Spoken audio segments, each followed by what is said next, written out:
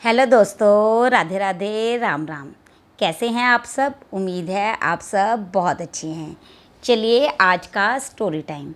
आज की स्टोरी है एक ऐसे इंसान की जो बहुत क्रोधित होता है, जिसके अंदर बहुत क्रोध होता है और वो किसी ज्ञानी के पास शिक्षा लेने के लिए जाता है और उसे वो ज्ञानी कहते हैं कि आपको अपनी शिक्षा तब मिलेगी जब आप अपने अंदर का क्रोध ख़त्म कर लेंगे। और वैसे भी अगर हम अपना क्रोध ख़त्म कर लें तो हम हर वो चीज़ पा सकते हैं जिसके हम काबिल हैं। तो चलिए आज का स्टोरी टाइम। एक आदमी होता है, वो किसी संत को बहुत टाइम से फॉलो कर रहा होता है।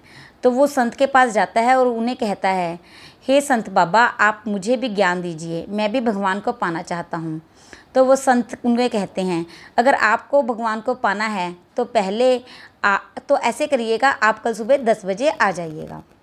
वो अगले दिन जब सुबह 10 बजे आने वाला होता है तो उससे पहले ही संत अपने काम वाली लेडी को कह चुके होते हैं कि जब भी ये आएगा तुम इसके ऊपर कूड़ा फेंक देना। तो वो औरत कहती है संत बाबा को कि बाबा जी, अगर मैं इसके ऊपर कूड़ा फेंकूंगी तो ये तो बहुत गुस्सा होंगे।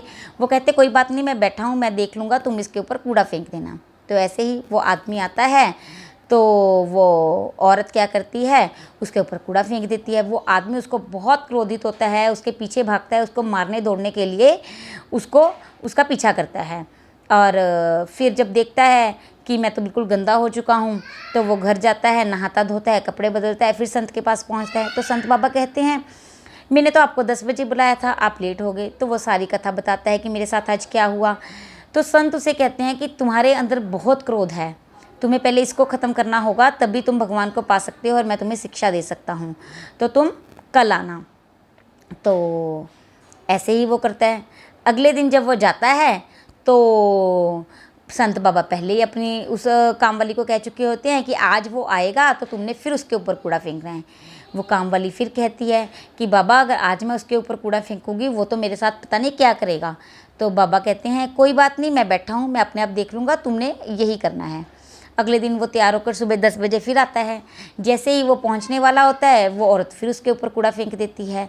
जैसे ही वो कूड़ा फेंकती है वो उसे इतना बुरा भरा बोलता है, इतनी गालियां देता है और फिर वो वापस घर लौट जाता है। जैसे ही वो घर लौटता है, अपने कपड़े बदलता है, नहाता धोता है, तैयार होता है, फिर संत के पास पहुँचता है।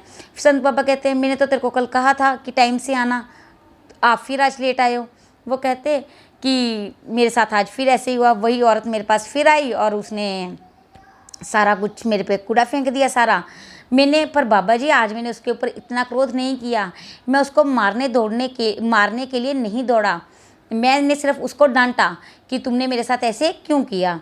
फिर संत बाबा उसे कहते हैं, मतलब तुम आज भी क्रोधित हुए, जैसे जैसे तुम्हारा क्रोध बढ़ता रहेगा मैं तुम्हें ये ज्ञान नहीं दे सकता और तुम भगवान को हासिल नहीं कर सकते।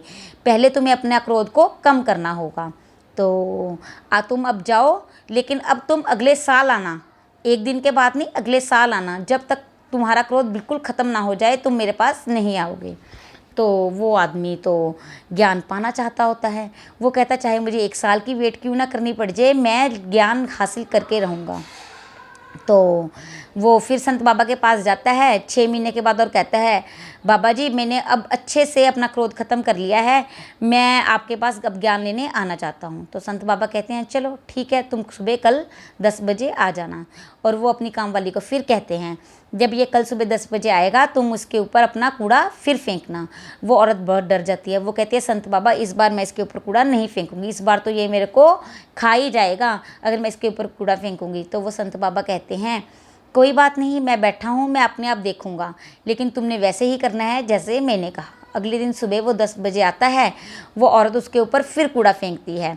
जैसे ही वो उसके ऊपर कूड़ा फेंकती है, वो आदमी उसके ऊपर बिल्कुल भी गुस्सा नहीं करता, बल्कि वो क्या करता है, उसके चरण पकड़ लेता है और उसे कहता है कि हे माता, हे माता, हे बहन, तुमने मुझे जो सबक दिया है वो ज़िंदगी में मुझे कोई नहीं सिखा पाया। आज मैं तुम्हें चरण स्पर्श करता हूँ, तुम्हारी वजह से मैं अपने क्रोध पे काबू कर पाया हूँ। मतलब कि अब मेरे साथ कुछ भी बुरा हो या अच्छा हो, मैं किसी पर भी गुस्सा नहीं करता। तो मैं तुम्हें चरण स्पर्श करता हूँ और मैं ये चाहता हूँ कि जैसे मैंने अपना क्रोध ख़त्म किया है, सब अपना क्रोध ख़त्म करें, जिससे कोई भी लड़ाई झगड़ा किसी के साथ होगा ही नहीं। और वो ये बात करके घर जाने की बजाय वैसे ही गंदे कपड़ों में संत बाबा के पास पहुंच जाता है। तो संत बाबा कहते हैं कि तुम अब कैसे टाइम पर आ गए। तो फिर वो सारी कथा बताता है और कहता है कि आज उसने मेरे ऊपर कूड़ा फेंका, पर मैंने उसके ऊपर गुस्सा ना करते हुए, उसके चरण स्पर्श करते हुए उसे सब कुछ ये बताया। तो संत बाबा बहुत खुश होते हैं और उसे कहते हैं कि अब तुम्हें ज्ञान की कोई ज़रूरत नहीं है। क्रोध ख़त्म करना ही सबसे बड़ा ज्ञान है। अगर हमने अपने अंदर का क्रोध ख़त्म कर लिया तो हम भगवान को पा सकते हैं। क्यों? क्योंकि इससे हम किसी के साथ भी लड़ाई नहीं करेंगे, झगड़ा नहीं करेंगे, किसी को बुरा भला नहीं बोलेंगे, तो कोई हमें भी नहीं बोलेगा। और जैसे हम खुश वैसे सब खुश। तो बस दोस्तों, मैं इस कहानी का मोरल ऑफ द स्टोरी तो आपको पता चल ही गया है कि हमें अपने क्रोध पर काबू करना है, जिससे हम हर वो चीज़ हासिल कर सकते हैं जिसके हम काबिल हैं। और हमें इसके ऊपर एक कदम आगे बढ़ाना चाहिए। तो चलिए मिलकर इस कदम को आगे बढ़ाते हैं और अपने क्रोध को ख़त्म करते हैं। अगर मेरी स्टोरी अच्छी लगी हो, लाइक करें, शेयर करें, सब्सक्राइब करें। धन्यवाद।